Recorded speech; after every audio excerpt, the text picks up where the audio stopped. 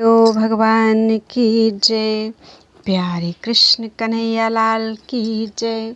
श्री भक्तमाल में द्वादश प्रधान भक्त दूसरे भक्त हैं श्री नारद जी। उत्संगा नारदो यज्ञे अर्थात प्रजापति ब्रह्मा जी की गोद से श्री नारद जी उत्पन्न हुए। जब ब्रह्मा जी ने इन्हें भी सृष्टि विस्तार की आज्ञा दी तो श्री नारद जी ने कहा कि अमृत से भी अधिक प्रिय श्री कृष्ण सेवा छोड़कर कौन मूर्ख विषय नामक विष का भक्षण करेगा। ब्रह्मा जी की आज्ञा का अनौचित्य दिखाया। श्री नारद जी की यह बात सुनकर ब्रह्मा जी रोष से आग बबूला हो गए और नारद जी को शाप देते हुए बोले, नारद, मेरे शाप से तुम्हारे ज्ञान का लोप हो जाएगा। तुम 50 कामिनियों के पति बनोगे। उस समय तुम्हारी उपबरहण नाम से प्रसिद्धि होगी। फिर मेरे ही शाप से दासी पुत्र बनोगे। पश्चात संत भगवंत कृपा से मेरे पुत्र रूप में प्रतिष्ठित हो जाओगे। ब्रह्मा जी के दिए हुए उस शाप के ही कारण नारद जी आगे चलकर उपबरहण नाम के गंधर्व हुए और चित्ररथ गंधर्व की 50 कन्याओं ने उन्हें पति रूप में वरण किया। एक बार वे पुष्कर क्षेत्र में श्री ब्रह्मा जी के स्थान पर गए और वहां श्री हरि का यशोगान करने लगे। वहीं रंभा अप्सरा को नृत्य करते देखकर काम मोहित होने से वीर्य स्खलित हो गया, जिससे कुपित होकर ब्रह्मा जी ने उन्हें शाप देते हुए कहा, तुम गंधर्व शरीर को त्याग कर शूद्र योनि को प्राप्त हो जाओ। साप सुनकर उपबरहण ने तत्काल उस शरीर को योग क्रिया के द्वारा छोड़ दिया और कालांतर में द्रुमिल गोप की पत्नी कलावती के गर्भ से उत्पन्न होकर दासी पुत्र कहलाए। द्रुमिल गोप के स्वर्ग सिधार जाने पर कलावती एक सदाचारी ब्राह्मण के घर सेवा कार्य करती हुई जीवन यापन करने लगी। उस समय का अपना चरित्र बताते हुए नारद जी ने व्यास जी से कहा कि मैंने ब्राह्मण के घर चातुर्मास्य बिताने के लिए संतों में निवास किया। ब्राह्मण की आज्ञा से मैं माता समेत संतों की सेवा में लगा रहता था और पात्रों में लगी हुई उनकी जूठन दिन में एक बार खा लिया करता था, जिससे मेरे सब पाप दूर हो गए, हृदय शुद्ध हो गया। जैसा भजन पूजन वे लोग करते थे उसमें मेरी भी रुचि हो गई। चातुर्मास्य करते हुए साधुओं ने मुझ शांत विनम्र बालक को भगवान के रूप ध्यान और नाम जप का उपदेश दिया। कुछ ही दिन बाद सायंकाल में गाय दुहा कर लौटते समय सांप के काटने से माता की मृत्यु हो गई। तब मैं भगवान की कृपा का सहारा लेकर उत्तर दिशा की ओर वन में चला गया। थककर पीपल के नीचे बैठकर ध्यान करते हुए मेरे हृदय में प्रभु प्रकट हो गए। मैं आनंद मग्न हो गया, परंतु वह झांकी तो विद्युत की भांति आई और चली गई। मैं पुनः दर्शन पाने के लिए व्याकुल हो गया। उस समय आकाशवाणी ने आश्वासन देते हुए बतलाया, अब इस जन्म में तुम मुझे नहीं देख सकते। यह एक झांकी तो मैंने तुम्हें कृपा करके इसलिए दिखलाई कि इसके दर्शन में तुम्हारा चित्त मुझ में लग जाए। तब मैं दयामय भगवान को प्रणाम कर उनका गुण गाते हुए पृथ्वी पर घूमने लगा। समय आने पर मेरा वह शरीर छूट गया। तब दूसरे कल्प में मैं ब्रह्मा जी का पुत्र हुआ। व्यास जी, अब तो जब मैं वीणा बजाकर प्रभु गुणगान करता हूँ तो बुलाए हुए की तरह भगवान मेरे चित्त में तुरंत प्रकट हो जाते हैं। नारद जी देवर्षि हैं तथा वेदांत, योग, ज्योतिष, वैद्यक, संगीत तथा भक्ति के मुख्य आचार्य हैं। पृथ्वी पर भक्ति प्रचार का श्रेय आपको ही है। भक्ति देवी तथा ज्ञान वैराग्य का कष्ट दूर करते हुए वृंदावन में आपने प्रतिज्ञा की है कि हे भक्ति देवी, कलयुग के समान दूसरा युग नहीं है। अतः कलयुग में दूसरे धर्मों का तिरस्कार करके और भक्ति विषयक महोत्सवों को आगे करके जन जन और घर घर में तुम्हारी स्थापना ना करूं तो मैं हरिदास ना कहूं। स्वयं भक्ति ने उनकी प्रशंसा करते हुए कहा कि हे ब्रह्मपुत्र, तुम्हें नमस्कार है। तुम्हारे एक बार के उपदेश से प्रहलाद ने माया पर विजय तथा ध्रुव ने ध्रुव पद प्राप्त कर लिया। यथा जयति जगति मायां यस्य कायाधवस्ते वचन रचन में कम केवलम चाकलय्य ध्रुव पदमपि यातो यत्कृपातो ध्रुवोऽयं सकल कुशल पात्रम ब्रह्मपुत्रम नतास्मि। तीसरे महाभागवत हैं श्री शंकर जी। द्वादश परम भागवतों में श्री शिव जी का प्रमुख स्थान है। भगवान के स्वभाव, प्रभाव, गुण, शील, महात्म्य आदि के जानने वालों में भी श्री शिव जी अग्रगण्य हैं। भगवान के नाम के प्रभाव को जैसा शिव जी जानते हैं वैसा कोई जानने वाला नहीं है। यथा नाम प्रभाव जान शिवनी को, कालकूट फलुदीन अमी को। भगवान नीलकंठ श्री शिव जी का हलाहल पान इस बात का साक्षी है। अमृत के लोभ से समुद्र मंथन किए जाने पर सर्वप्रथम कालकूट महाविष निकला, जो सब लोगों को असह्य हो उठा। देवता और दैत्य तक उसकी झार से झुलसने लगे। तब भगवान का संकेत पाकर सब के सब मृत्युंजय श्री शिव जी की शरण में गए और जाकर उन्होंने उनकी स्तुति की। करुणा वरुणालय भगवान शंकर इनका दुख देखकर सती जी से बोले, देवी, प्रजा एवं प्रजापति महान संकट में पड़े हैं। इनके प्राणों की रक्षा करना हमारा कर्तव्य है, अतः मैं इस विष को पी लूँगा जिससे इन सबका कल्याण हो। भवानी ने इस इच्छा का अनुमोदन किया। जगत जननी जो ठहरी तथा उन्हें विश्वनाथ का प्रभाव भी सर्वथा ज्ञात था। फिर तो शिव जी ने यह कहकर कि श्री राम नामाखिल मंत्र बीजम, मम जीवनम चा हृदय प्रविष्टम, हालाहलम वा प्रलयानलम वा, मृत्युर्मुखम वा विषताम कुतो भयम। अर्थात श्री राम नाम समस्त मंत्रों का बीज है, मेरा जीवन है तथा मेरे हृदय में प्रविष्ट होकर स्थित है। फिर तो चाहे हलाहल पान करना हो, चाहे प्रलयानल पान करना हो, चाहे मृत्यु के मुख में ही क्यों न प्रवेश करना हो, भय ही किस बात का। हलाहल विष भी पान कर लिया और आश्चर्य की बात यह है कि खायो कालकूट, भयो अजर अमर तनु। हलाहल पान के प्रसंग से श्री शिव जी की निष्ठा तथा जीवों पर दया का भाव प्रकाश में आता है। श्री तुलसीदास जी कहते हैं, जरत सकल सुर वृंद विषम, गरल जेहि पान किए। जरत सकल सुर वृंद विषम, गरल जेहि पान किए। तेहि न भजसि मन मंद, को कृपालु शंकर शर्ष। श्री शिव जी स्वयं निरंतर राम नाम जपते रहते हैं। यथा तुम पुनि राम राम दिन राति, सादर जपहु अनंग आराती। संतत जपत शंभु अविनाशी, शिव भगवान ज्ञान गुण राशि। तथा अपनी अत्यंत प्रिय काशीपुरी में मरने वाले प्रत्येक प्राणी को मृत्यु क्षण में श्री राम नाम का उपदेश देकर उसे मुक्त कर दिया करते हैं। यथा अहम भवन नाम गृणन, कृतार्थो वशामि काश्याम निशं भवान्या। मुमूर्षु मानस्य विमुक्त हम, दिशामि मंत्रम तव राम नाम। अध्यात्म रामायण अर्थात मैं आपके नाम के गुणों से कृतार्थ होकर काशी में भवानी सहित निवास करता हूँ और मरणासन्न प्राणियों की मुक्ति के लिए उनके कान में आपका मंत्र राम नाम का उपदेश करता हूँ। श्री राम जी के साथ श्री शिव जी का संबंध त्रिविध है। यथा सेवक स्वामी सखा सिय पी के, अर्थात श्री शिव जी श्री सीतापति श्री रामचंद्र जी के सेवक भी हैं, सखा भी हैं और स्वामी भी हैं। इस भाव का प्रकाश उस समय होता है जब श्री रामचंद्र जी ने सेतु बंधन के समय शिवलिंग की स्थापना की और उनका नाम रामेश्वर रखा। नामकरण होने के पश्चात परस्पर रामेश्वर शब्द के अर्थ पर विचार होने लगा। सर्वप्रथम श्री राम जी ने इसमें तत्पुरुष समास बताते हुए अर्थ किया, रामस्य ईश्वरः, राम के ईश्वर। इस पर शिव जी बोले, भगवान यहाँ बहुब्रीहि समास है, अर्थात इसका अर्थ है रामः ईश्वरो यस्यासौ रामेश्वरः, राम ही ईश्वर हैं जिनके वह रामेश्वर। इस भांति है। ब्रह्मादिक देवता हाथ जोड़कर बोले कि महाराज इसमें कर्मधारय समास है, अर्थात रामश्चासौ ईश्वरश्चा, अर्थात यो राम सह स ईश्वरः, जो राम वही ईश्वर, ऐसा अर्थ है। इस आख्यायिका से तीनों भाव स्पष्ट हैं। रामेश्वर शब्द में बहुब्रीहि समास से शिव जी का सेवक भाव, तत्पुरुष से स्वामी भाव तथा कर्मधारय से सख्य भाव पाया जाता है।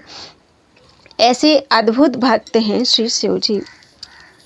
श्री भक्तमाल के टीकाकार श्री प्रियादास जी श्री शिव जी की भगवत भागवत निष्ठा के संबंध में लिखते हैं, द्वादश प्रसिद्ध भक्त राज कथा भागवत, अति सुखदाई नाना विधि कर गाए हैं। शिव जी की बात एक बहुधा न जाने को, सुनी रस साने ही ओ भाव उरझाए हैं। सीता के वियोग राम विकल विपिन देखी, शंकर निपुण सती बचन सुनाए हैं। कैसे ये प्रवीण इस कौतुक नवीन, देखो मन हु करत अंग वैसे ही बनाए हैं। प्रसिद्ध 12 भक्त राजों की सुख देने वाली कथाएं श्रीमद् भागवत आदि पुराणों में अनेक प्रकार से गाई गई हैं, परंतु शिव जी की एक बात को प्रायः लोग नहीं जानते। उस सुंदर कथा को सुनकर हृदय भक्ति रस में मगन हो जाता है। ऐसे सुंदर भावों में शंकर जी ने अपने मन को उलझा रखा है। सीता के वियोग से वन में श्री रामचंद्र जी को व्याकुल देखकर सती जी ने भाव प्रवीण शंकर जी से कहा, यह कैसे सर्वज्ञ ईश्वर हैं। यह इनका नवीन कौतुक देखिए कि सीता जी के वियोग में अति दुखी हो रहे हैं। तब शंकर जी ने खूब समझाया कि यह तो प्रभु की नर लीला है, परंतु सती जी की समझ में नहीं आया। मना करने पर भी परीक्षा लेने के लिए उन्होंने सीता जी का सा रूप बनाया। सीता ही सो रूप वेश ले सहु न फेर फार, राम जी निहारी ने को मन में न आई है। तब फिर आए के सुनाए दई शंकर को, अति दुख पाए बहु विधि समुझाई है। इष्ट को स्वरूप धर्यो ताते तनु परिहर्यो, पर्यो बड़ो सोच मति अति भर माई है। ऐसे प्रभु भाव पगे पोथिन में जगमगे, लगे मुँह को प्यारे यह बात रीझ गाई है। सती जी का रूप और वेशभूषा सीता जी के समान था, उसमें थोड़ा भी अंतर नहीं था। श्री राम जी ने उसे देखा, पर उनके मन में नाम मात्र भी यह बात नहीं आई कि ये सीता जी हैं। उनको सती ही माना।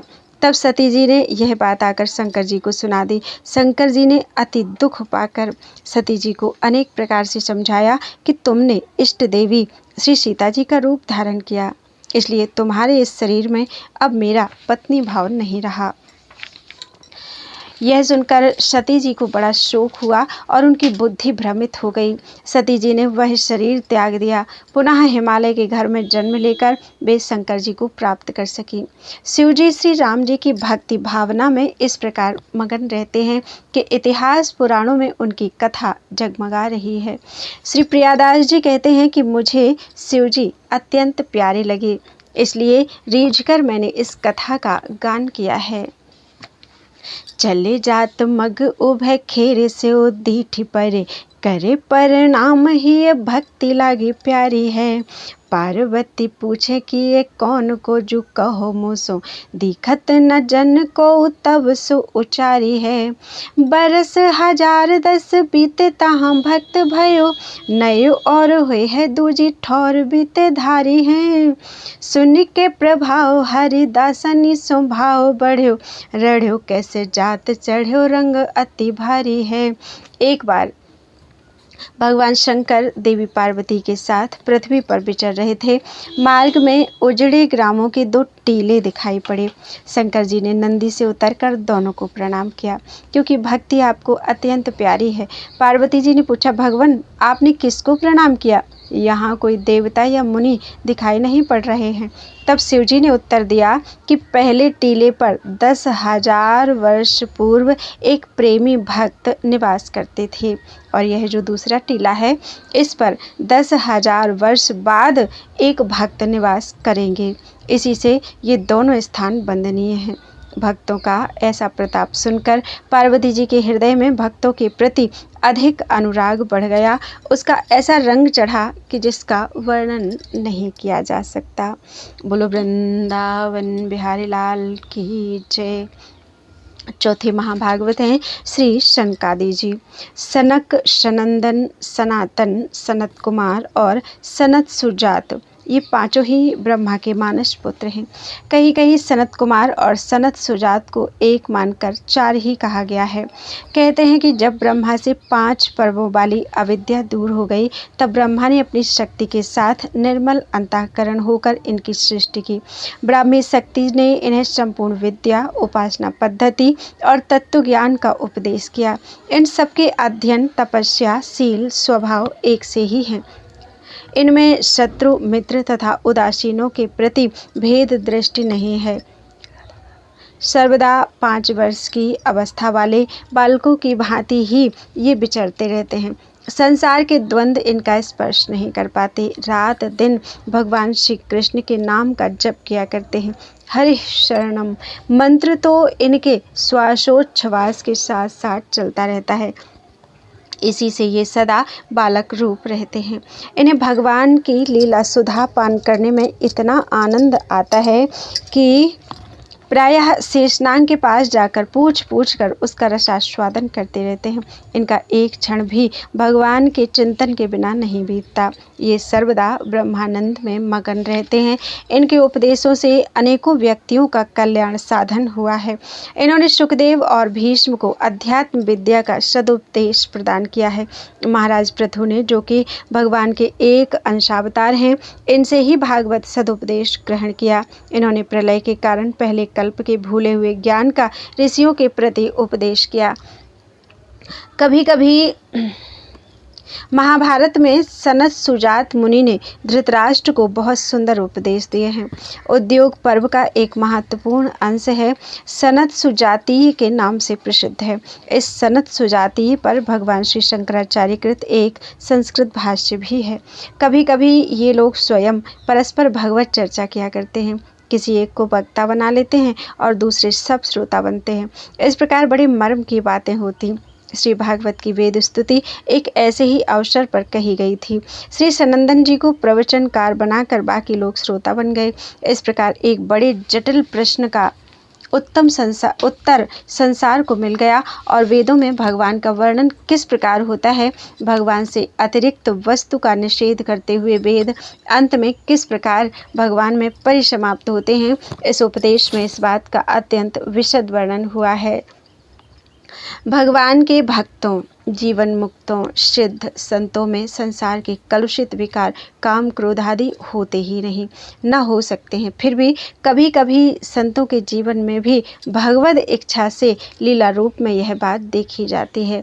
देखने वाले लोग अपने कलुषित हृदय के कारण भ्रमवश महात्माओं की लीलाओं को ना समझकर उनमें काम, क्रोध की कल्पना कर बैठते हैं। उनकी इन लीलाओं के द्वारा जगत की हानि न होकर लाभ ही होता है। इनके संबंध में भी पुराणों में एक ऐसे ही प्रसंग का वर्णन आता है। एक बार इन लोगों ने बैकुंठ की यात्रा की। इन्हें 5 वर्ष के नग्न बालक के रूप में देखकर वहां के द्वारपालों जय विजय ने रोक दिया। इस पर इन्होंने डांटते हुए कहा, भगवान के नित्य धाम सत्य के साम्राज्य में यह विषमता उचित नहीं है। तुम दोनों के मन में कुछ गर्व और कपट अवश्य आ गया है, नहीं तो भगवान के सबके लिए खुले हुए समधाम में भला यह कैसे हो सकता है। तुम हम पर शंका कर रहे हो। इस एकरस धाम में तुम दोनों ने पेट के कारण होने वाले सांसारिक भेदभाव को स्थान दिया है, इसलिए शीघ्र ही यहाँ से गिर जाओ। यद्यपि संतों में इस प्रकार का आवेश होना असंभव है, फिर भी भगवान की ऐसी ही इच्छा थी। वे इन्हीं मुनियों को निमित्त बनाकर जगत में आना चाहते थे। कहाँ तो उनका स्थान और दर्शन इन मुनियों के लिए भी अगम्य था और कहाँ वे बंदर, भालू आदि के लिए भी सुलभ हो गए। भगवान गांव के ग्वालों के बीच तक में आए, इन मुनियों को निमित्त बनाकर अपने को सुलभ कर दिया। भगवान ने स्वयं आकर इनकी स्तुति की, ब्राह्मणों की महिमा गाई, प्रसन्नता प्रकट की। तब इन्होंने मुक्त स्वर से कहा, प्रभु, हम तो उचित अनुचित कुछ जान नहीं पड़ता, हमें तो उचित अनुचित कुछ जान नहीं पड़ता। इस अपराध के बदले आपकी जो इच्छा हो वही दंड दे दो, हमें सहर्ष सिरोधार्य है। भगवान ने मुस्कुराते हुए कहा, तुम्हारा कोई दोष नहीं, यह तो मेरी ही इच्छा थी, मैंने पहले ही सोच रखा था। भगवान की प्रेम भरी गंभीर वाणी सुनकर सबके सब भगवान की प्रदक्षिणा नमस्कार करके आज्ञा पाकर उनके गुण गाते हुए स्वच्छंद विचरण करने लगी। यद्यपि ये सनकादिक सबके सब नित्य सिद्ध और निरंतर परमार्थ निष्ठ हैं, तथापि संसार में गुरु शिष्य परंपरा के स्थापन के लिए क्रमशः बड़े भाइयों को छोटे ने गुरु के रूप में माना था। विधिवत उनसे दीक्षा लेकर श्रवण मनन आदि किया। आज भी वे कहीं गुप्त रूप से विचरण करते होंगे, संभव है कहीं हमारे पास ही हो, परंतु हमारा ऐसा सौभाग्य कहाँ कि उनके दर्शन से अपना जन्म सफल कर सके। उनकी कृपा ही वांछनीय है। बोलो वृंदावन बिहारी लाल की जय। दियं वस्तु गोविंदम तुभ्यमेव समर्पयेत्।